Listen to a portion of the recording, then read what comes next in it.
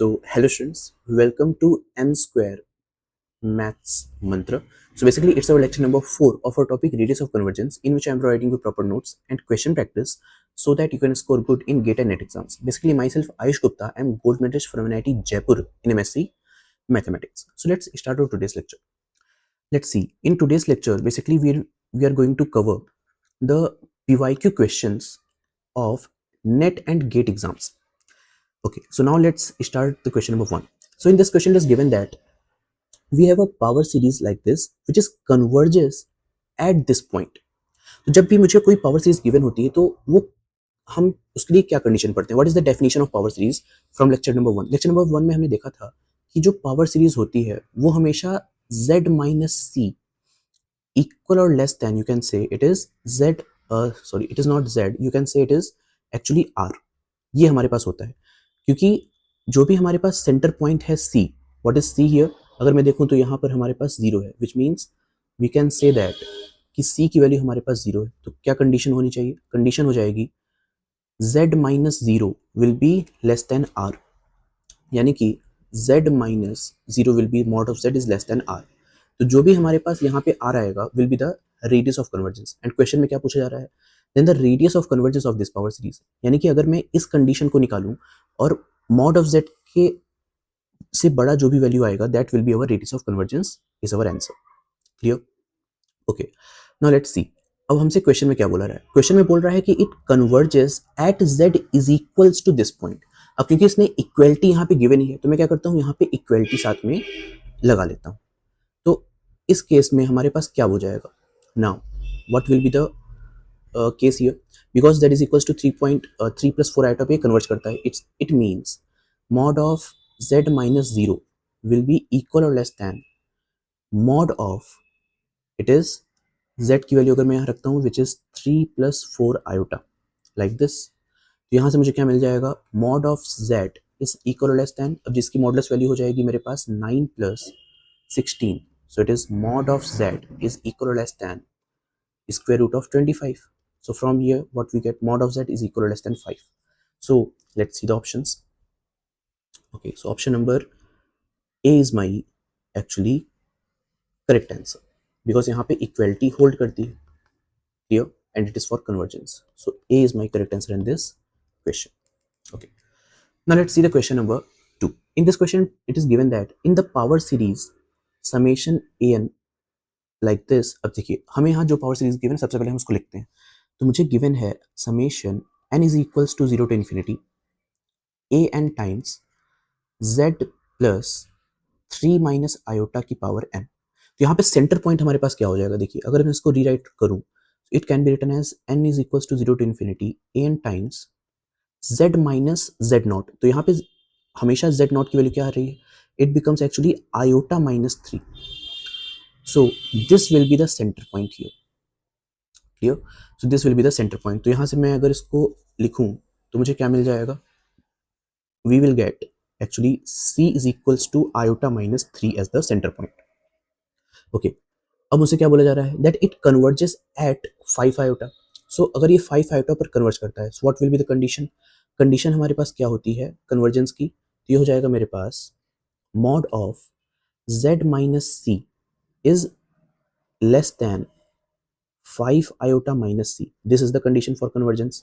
तो यहाँ से मेरे पास क्या हो जाएगा, it is z minus iota minus 3 is less than 5 iota minus c and c की वैल्यू हमारे पास है iota minus c. तो यहाँ से मुझे क्या मिल गया, this becomes z minus iota minus 3 is less than, it is 5 iota minus iota plus 3. So from here we are getting z minus iota minus 3 is less than, and from here what we are getting, it is 3 plus 4 iota. Clear? तो यहाँ से अगर मैं देखूँ तो मुझे क्या मिल जाएगा, actually this becomes z minus iota plus 3 is less than, and it is the square root of 9 plus 16 which is square root of 25. That's why we are getting here 5. So overall यहाँ पर मुझे क्या मिल जाएगा, इसकी value 5 मिल जाएगी. तो इसको सॉल्व करने पे हमें एक कंडीशन मिल जाती है, this is the condition for us, कि जो भी z हमारे पास इस कंडीशन को सेटिस्फाई करेगा वो हमारे पास कन्वर्जेंस हो जाएगा। Clear? Now let's see. So it is saying that converges at this point. अगर मैं z की वैल्यू यहाँ पर लेट्स सपोज क्या ले लेता हूँ, z की वैल्यू -2 + 5 आयोटा, तो क्या हमारे पास सीरीज कन्वर्जेंट होगी? तो मैं क्या करूंगा, इस केस में इस कंडीशन में अपनी z की वैल्यू रखूंगा। तो मुझे क्या मिल रहा है, देखिए, अगर ये हमारे पास इस कंडीशन को सेटिस्फाई करता है then it is convergent. So what we are getting here, it is -2 + 5 iota in the place of z minus iota plus 3 is less than 5. Is it true? So let's solve this case.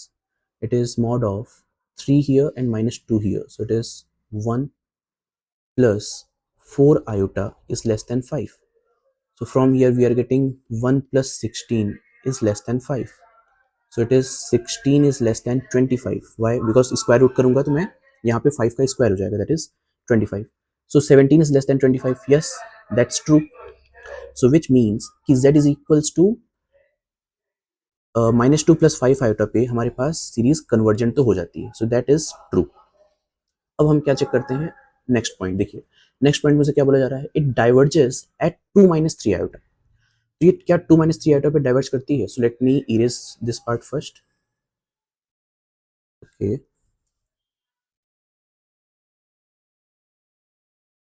Okay, so let me erase this part, then we will solve the next question. देखिए, अब हमसे z की value क्या कही जा रही है, z की वैल्यू हमसे बोला जा रहा है कि अगर मैंने z की वैल्यू 2 - 3 आयोटा ले लिया दिस, तो क्या हमारे पास ये डाइवर्ज करेगी? तो डाइवर्ज करने के केस में क्या होना चाहिए, ये इसको सेटिस्फाई नहीं करना चाहिए. अगर हमारे पास z is equals to 2 - 3 iota इस कंडीशन को सेटिस्फाई नहीं करता है, इसका मतलब कि वो कन्वर्जेंट नहीं होगा, which means it is a divergent. Clear? So let's check for the divergence. मुझे क्या मिलता है, तो अगर मैंने यहाँ पर z की वैल्यू रखी that is 2 - 3 iota, it is minus iota plus 3 less than 5. So what we are getting, it becomes 2 + 3 5 minus 4 iota is less than 5. So from here it is root of 25 plus 16 is less than 5. So it is actually, it becomes 11 1 carry and it is 4. So 41 is less than 25. Is it true? No, it is not true. इसका मतलब कि ये convergent तो नहीं होगा, which means it is a divergent series. So for z is equals to 2 - 3 iota, it is a divergent. So option number A is my correct option. What is option number B? Converges at 2 - 3 iota. नहीं, it is not convergent because 2 - 3 iota पर हमको series divergent मिलती है. It is incorrect. Converges at both. No, it is also incorrect. Diverges at both. No, it is incorrect. So correct option in this question will be A is my correct answer. Okay. So now let's solve question number 3. देखिए, इस question में उसे क्या बोला जा रहा है, basically it is a 2015 GATE question जिसमें हमें ऑप्शंस नहीं गिवन है, हमें यहाँ पे कोई न्यूमेरिकल वैल्यू फिल करनी है. तो हम इसको कैसे सॉल्व करेंगे, let's see. So let me zoom out this question. Okay, so now let's see. In this question it is given that consider the power series this. एक हमारे पास पावर सीरीज है where an is defined as like this, कि जब हम n की value even लेंगे तो हमें 1/3 पावर n मिलेगा. अगर मैंने n की वैल्यू ऑड ली then we get this. So what is the radius of convergence, let's see. तो रेडियस ऑफ कन्वर्जेंस का हम लोग फॉर्मूला लगाते हैं. What is the radius of convergence, it is 1 upon limit supremum value n tends to infinity mod of an की power 1/n. This will be our formula. Clear? तो यहाँ पर देखिए, अब हम जाकर के यहाँ पर सुप्रीमम का यूज करेंगे. क्यों? क्योंकि जब मैं n की वैल्यू इवन लूंगा उस केस में हमारे पास कोई रेडियस ऑफ कन्वर्जेंस आ जाएगी. जब मैं n की वैल्यू ऑड लूंगा उस केस में भी हमारे पास कोई रेडियस ऑफ कन्वर्जेंस आ जाएगी. तो हम किस वैल्यू को चूज करेंगे, दिस वन और this one. So the we will choose the supremum value. Clear? We will choose the supremum value here. So हम लोग इसको सॉल्व करते हैं, लेट्स सी. ओके, जब मैं इसको सॉल्व करूंगा then what we will get, we get 1 upon limit n tends to infinity. Now the supremum value of and an की वैल्यू हमारे पास दो तरह से लिख सकता हूं मैं. जब ये इवन है और ये ऑड है तो मैं क्या करता हूं, इसको इन अ ब्रैकेट लिख लेता हूं. तो अगर ये इवन होगा then we will get 1/3 power n and whole power 1/n। So n से n कैंसिल आउट हो गया। ये कब होगा? जब मैं n की वैल्यू इवन लूंगा, एंड ये हो जाएगा 1/5 पावर n अपॉन n। ये होगा अगर मैं n की वैल्यू यहाँ पर ऑड ले लेता हूँ। Let's suppose if I have taken n to be odd, then we get this. Okay, so from here what we get? 1 upon limit n tends to infinity, the supremum value of 1 by 3 and 1 by 5. Now 1 by 3 और 1 by 5 में से supremum value कौन सी है? अगर मैं 1 by 3 को solve करूंगा then we get 0.33 something, and अगर मैंने यहाँ पर 1 by 5 को सॉल्व किया so that is 0.2. So this is the supremum value. It is 0.3. So from here what we are getting, it is equals to 1 by 3. Means हमारे पास numerical value क्या हो जाएगी? The radius of convergence is the 1 by 3 is my answer in this question. Okay. So now let's solve the next question. See, this question has been asked in GATE 2002 exam. It is also a recent question. In this question it is given that the radius of convergence of this series is round of 2 decimal places. Means हमें इसको 2 decimal places तक radius of convergence निकालना है. So see what is the series? अगर मैं यहाँ देखता हूँ तो मेरे पास ए एन की वैल्यू गिवन है. What is a n here? 3 power n plus 1, और z की पावर में 2n लगा हुआ है. सो what is the short trick? Short trick की हेल्प से अगर मैं निकालूं तो रेडियस ऑफ कन्वर्जेंस क्या हो जाएगा? 1 upon, it is the limit n tends to infinity the supremum value, and here it is a n whole power 1 by 2n, because यहाँ पर z की पावर हमारे पास 2n है. दैट्स वाई शॉर्ट ट्रिक का हम लोग यहाँ पे यूज करेंगे. Clear? Okay, now let's see. N की वैल्यू मैं यहाँ पे रखता हूँ तो मुझे क्या मिल जाएगा? 1 upon limit n tends to infinity the supremum value and mod of 3 power n plus 1 तो मेरे पास था ही, और उसमें डिवाइड कर दूंगा मैं 2n से. It is like this. So what we get here, it is 1 upon limit n tends to infinity. Now this becomes 3 power, जैसे मैंने ऊपर से n कॉमन लिया सो n से n कैंसिल आउट हो जाएगा. So this becomes 1 plus 1 over n and it is divided by 2. Clear? So जैसे ही मैंने यहाँ पर n की वैल्यू इन्फिनिटी रखी, let's C, late me zoom out this question. See, जैसे ही मैंने यहाँ पर n की वैल्यू इन्फिनिटी रखी so 1 upon n will be 0, because 1 upon infinity which is 0. तो यहाँ से मुझे क्या मिल जाएगा? This becomes 1 upon limit n tends to infinity 3 power 1 plus 0 divide by 2. It is whole division. तो यहाँ से मुझे क्या मिल गया? It is 1 upon 3 power 1 by 2. So that is 1 upon root 3 is my radius of convergence. Clear? यहाँ से मुझे क्या मिल गया है? 1 अपॉन रूट 3. बट मुझे क्या चाहिए? Let's see, we need the decimal places. Means हमको इसको डेसिमल प्लेसेस पे सॉल्व करना है. तो अगर मैं इसको सॉल्व करूँ, लाइक रेडियस ऑफ कन्वर्जेंस हमारे पास आ गया 1 अपॉन रूट 3. इसको मैं लिख सकता हूँ रूट 3 बाई 3, एंड रूट 3 की वैल्यू क्या होती है? That is 1.732 divide by 3.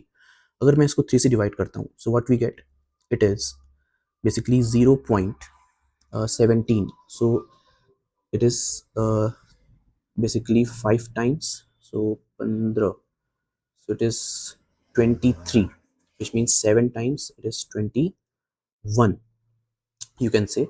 So that's why our answer will be 0.57 is the correct answer. Okay, now let's solve this question. This question has been asked in GATE exam. The largest in basically it is an interval, it is V here. So the largest interval in which the series converges. तो मुझे क्या करना है? मुझे यहाँ पर अगर, अच्छा let's see, it is a observation कि अगर मैं यहाँ पर देखूँ हमारे क्वेश्चन में हर ऑप्शन में मुझे क्या गिवन है? -1 to 1, here also -1 to 1, -1 to 1 and -1 to 1.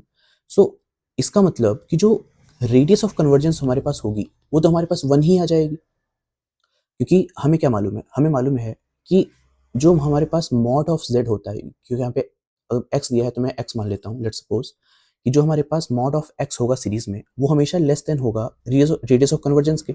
और इसका मतलब क्या होता है? इसका मतलब होता है जो x है वो हमारे पास -r से r के बीच में होगी, which means basically x belongs to minus r to r, it is like this. और अगर मैं सभी क्वेश्चंस में देखूं तो जैसे ही मैंने r की वैल्यू यहाँ पर 1 सपोज कर ली, तो ये हमारे पास इस पूरी कंडीशन को सेटिस्फाई करता है। अब हमें क्या देखना है, हमें बस ये देखना है कि क्या हमारे पास यहाँ पर क्लोज इंटरवल होगा या फिर यहाँ पर क्लोज इंटरवल होगा, यानी कि माइनस आर पर हमारे पास कन्वर्जेंट सीरीज मिल रही है या आर पर कन्वर्जेंट सीरीज मिल रही है, हमें बस ये देखना है। हमें रेडियस ऑफ कन्वर्जेंस अलग से निकालने की जरूरत नहीं है, क्योंकि ये हमें ऑप्शंस से ही देख के पता चल जा रहा है कि radius of convergence will be 1 here. Okay, so now what we will do, we will check at x is equals to -1 first. देखिए x इज इक्वल्स टू -1 पर हमारे पास सीरीज क्या हो जाएगी, कन्वर्जेंट या divergent. Let's see, the series becomes summation n is equals to 1 to infinity minus 1 की power n into it is minus 1 power n divided by n. So from now what we get, minus 1 will be plus, so actually it becomes summation n is equals to 1 to infinity 1 upon n, and by p test you can say, by p test this is divergent, because यहाँ जो power हमारे पास है वो 1 है, which is not greater than 1, so which is divergent series. So x is equals to -1 को तो मैं consider नहीं कर सकता। So let's see option number B, क्योंकि यहाँ पर हमारे पास -1 पर क्या है, close interval, it is incorrect. -1 is not included. D पर भी हमारे पास क्या है, close interval, it is incorrect. Now अब हम चेक करते हैं at x is equals to 1 point पर। तो अगर मैंने x is equals to 1 point पर देखा, at x is equals to 1, what will be the series, series हमारे पास हो जाएगा, इट इज -1 की power n into 1 power n divided by n. So from here we get summation n is equals to 1 to infinity, it is minus 1 power n divided by n. ये तो हमारे पास alternating series हो गई। और alternating series को हम लोग कैसे सॉल्व करते हैं, by Leibniz test, by Leibniz test. So Leibniz test में क्या होता है कि जो भी हमारे पास an की वैल्यू है, that is 1 upon n here, उसकी लिमिटिंग वैल्यू 0 होनी चाहिए। अगर वो उसकी लिमिटिंग वैल्यू 0 हो गई, then we will say that it is a convergent series. और यहाँ पे क्योंकि हमारे पास लिमिट की वैल्यू 0 हो रही है, क्योंकि यहाँ पे हमारे पास क्या था, 1 ओवर n, तो 1 ओवर n की मैंने लिमिटिंग वैल्यू निकाली which is 0। So which means by Leibniz test we can say that this series is convergent here, यानी कि x इज इक्वल्स टू 1 को मैं यहाँ पर ले सकता हूँ फॉर अवर कन्वर्जेंट इंटरवल। तो यहाँ पर x इज इक्वल्स टू 1 पर क्लोज नहीं बल्कि sorry it is a close interval, तो यहाँ पे ओपन इंटरवल है, it is incorrect, it is also it is incorrect, and yes, C is the correct answer, because यहाँ पर 1 पर हमारे पास क्या है, closed interval, तो x is equals to 1 को भी मैं कंसीडर करूंगा। So correct answer in this question will be C is my correct answer. Thank you.